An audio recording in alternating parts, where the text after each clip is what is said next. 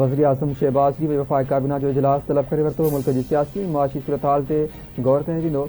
पाकिस्तान ऐं भारत विच में वधंदड़ तकरार बाबति पिणु जाइज़ो वरितो वेंदो। ईंदड़ माली साल जी बजट ते बि वीचारियो वेंदो।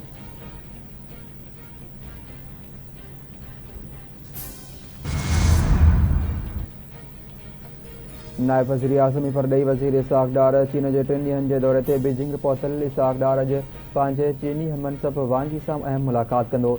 चीन सां पाक भारत ठिकाण समेत खिते ऐं आलमी मामलनि ते ॻाल्हि ॿोल थींदी।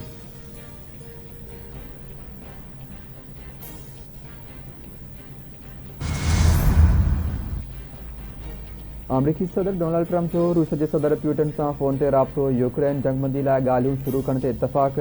डोनाल्ड ट्रंप चवे थो यूक्रेन जंगबंदी लाइ ॻाल्हियूं फौरी शुरू कंदासीं। जर्मनी, फ्रांस, इटली, फिनलैंड खे तफ़सीलनि खां आगाह कयो आहे।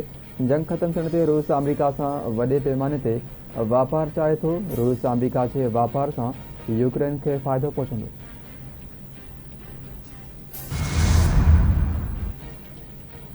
ऐं कश्मीर मसइले जे हल खां सवाइ खिते में ड्रिघे अरसे वारो अमुन मुमकिन नाहे।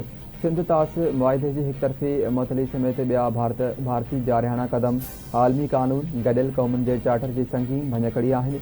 गॾियल क़ौमुनि में पाकिस्तान जे मुस्तक़िल नुमाइंदे आसिम इफ्तिकार जे अरब ग्रुप जे सफ़ीरनि खे ॾखिण एशिया जे मौजूदा इलाइक़ाई सूरत हाल ते ब्रीफिंग।